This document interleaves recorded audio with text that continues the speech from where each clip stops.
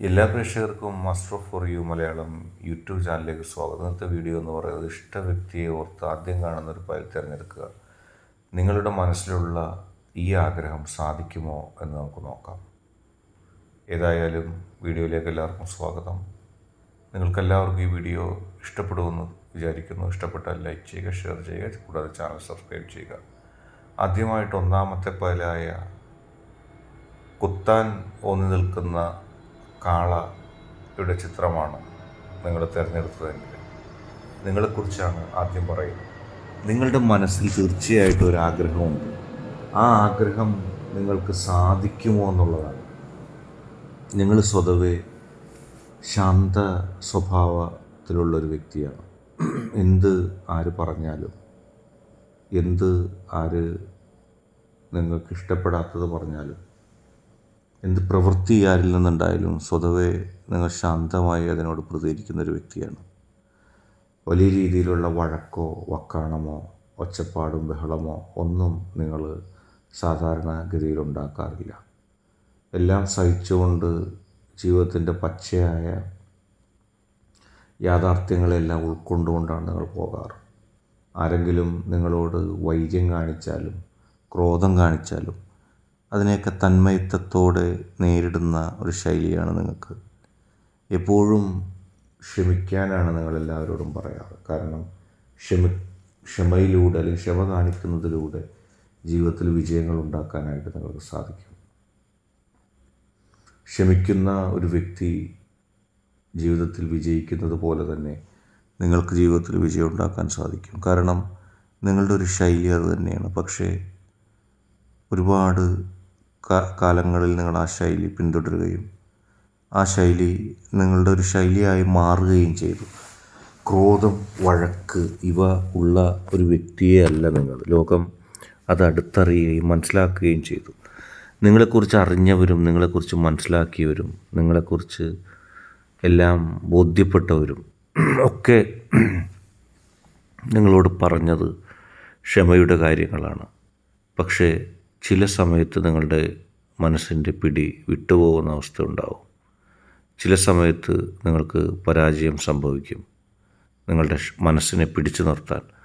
അപ്പോൾ നിങ്ങൾ മനസ്സ് തുറന്ന് സംസാരിക്കുകയും ചിലപ്പോൾ പൊട്ടിത്തെറിച്ച് പോവുകയും ചെയ്തേക്കാം. അത്രയും കാലത്ത് എല്ലാം സഹിച്ചത് അതിൻ്റെ ഒരു 10-100 ഇരട്ടി ക്രോധത്തോടെ നിങ്ങളെല്ലാവരെയും അത്ഭുതപ്പെടുത്തിക്കൊണ്ട് പ്രതികരിച്ചു പോകും. അത് നിങ്ങളെ പറഞ്ഞിട്ട് കാര്യമില്ല. നിങ്ങളുടെ ജീവിതത്തിൻ്റെ ഒരു ശൈലിയാണ്. എല്ലാം ഒരു പരിധി വരെ ക്ഷമിക്കാൻ നിങ്ങൾ സജ്ജയാണ്. പക്ഷേ ചിലത് ആ പരിധി ലംഘിക്കുമ്പോൾ നിങ്ങൾ പൊട്ടിത്തെറിച്ച് പോകും. നിങ്ങളുടെ മനസ്സിൽ കണ്ട സ്വപ്നത്തിൻ്റെ കാര്യം അതുപോലെ തന്നെയാണ്. ഒരുപാട് നാളായി ഒരു സ്വപ്നം നിങ്ങൾ മനസ്സിൽ കൊണ്ടു നടക്കുന്നു. അതിങ്ങനെ മനസ്സിൽ കൊണ്ടു നടന്ന് നിങ്ങളുടെ ക്ഷമ നശിച്ചു പോയിരിക്കുന്നു. നിങ്ങൾക്ക് സഹിക്കാൻ കഴിയുന്നില്ല. കാരണം നിങ്ങൾ ഒരുപാട് സഹിച്ച, ഒരുപാട് ക്ഷമിച്ച ഒരു കാര്യം ജീവിതത്തിൽ എന്നെങ്കിലും ആ സ്വപ്നം യാഥാർത്ഥ്യമായി കിട്ടണം. ജീവിതത്തിൽ എന്നെങ്കിലും ആ സ്വപ്നം സാക്ഷാത്കരിച്ച് കിട്ടണം എന്ന് നിങ്ങൾ ആഗ്രഹിച്ച ഒരു സ്വപ്നം. എങ്ങനെ ആ സ്വപ്നം യാഥാർത്ഥ്യമാക്കും? എങ്ങനെ ആ സ്വപ്നം നേടും? നിങ്ങളുടെ മനസ്സ് വല്ലാതെ പിടയുന്നുണ്ട് പലപ്പോഴും. ആ സ്വപ്നം യാഥാർത്ഥ്യമാകാൻ വേണ്ടി നിങ്ങൾ അത്രത്തോളം പ്രതിജ്ഞാബദ്ധമാണ്. പക്ഷേ അവസരങ്ങളെല്ലാം നഷ്ടപ്പെട്ടു പോയിരിക്കുന്നു. അവസരങ്ങളിലെല്ലാം നിങ്ങൾക്ക് വെറും കൈയോടെ ആ സ്വപ്നം യാഥാർത്ഥ്യമാകാതെ പോകേണ്ടി വന്നു. പക്ഷേ ഈ തവണ അത് നടക്കും. എല്ലാ തവണത്തെയും പോലെ കാലം, ഈശ്വരൻ, പോസിറ്റീവ് എനർജി നിങ്ങളെ നിരാശമാക്കില്ല. നിങ്ങൾ ആ ലക്ഷ്യം സാക്ഷാത്കരിക്കും. നിങ്ങൾ അത്ഭുതപ്പെടുത്തും. നിങ്ങളെ ആ ശക്തി അത്ഭുതപ്പെടുത്തും. അടുത്തതായിട്ട് രണ്ടാമത്തെ സിംഹത്തിൻ്റെ പൈലായിൽ തിരഞ്ഞെടുത്ത ഒരു റീഡിംഗാണ് പറയുന്നത്. എന്തും ജയിക്കാനുള്ള കരുത്തുള്ളൊരു വ്യക്തി, ഏത് വെല്ലുവിളികളെയും കൃത്യമായി നേരിടാനുള്ള ശക്തി നിങ്ങൾക്കുണ്ട്. നിങ്ങൾ രാജാവാണ് നിങ്ങളുടെ മേഖലയിൽ. നിങ്ങൾ നൈപുണ്യമുള്ള ഒരു സ്ത്രീയോ പുരുഷനോ ഒക്കെ ആകാം. എന്തിനേയും നേരിടാനുള്ള ആർജവവും വിദ്യാഭ്യാസവും കഴിവും പ്രാപ്തിയും പ്രവൃത്തി പരിചയവും അങ്ങനെ കഴിവിൻ്റെ പര്യായങ്ങളിൽ എന്തൊക്കെ വരും അതെല്ലാം സിദ്ധിച്ചൊരു വ്യക്തി. വിജയവും ഉറപ്പ്. ഓരോ ഘട്ടത്തിലും നിങ്ങൾ വിജയിക്കും, അല്ലെങ്കിൽ അതിനുള്ള ശക്തി നിങ്ങൾക്കുണ്ട്. പക്ഷെ ആഗ്രഹിച്ചത് മാത്രം കയ്യിലേക്ക് വന്നിട്ടില്ല ഇതുവരെ. നിങ്ങൾ ആഗ്രഹിക്കുന്നതിനേക്കാൾ വലുത് നിങ്ങൾ നേടിയിട്ടുണ്ട്. അതുകൊണ്ട് തന്നെയാണ് നിങ്ങൾ എല്ലാവരുടെയും നേതാവായത്, എല്ലാവരെയും നയിക്കാനുള്ള ആർജവം ഉണ്ടായത്. പക്ഷെ നിങ്ങൾ മനസ്സിലിപ്പോൾ ആലോചിക്കുന്നൊരു കാര്യം ഇതുവരെ നടന്നിട്ടില്ല.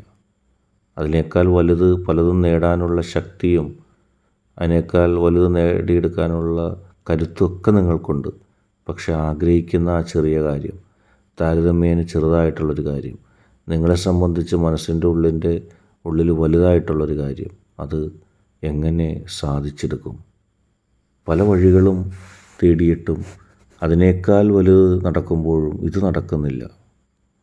നിങ്ങൾക്ക് തന്നെ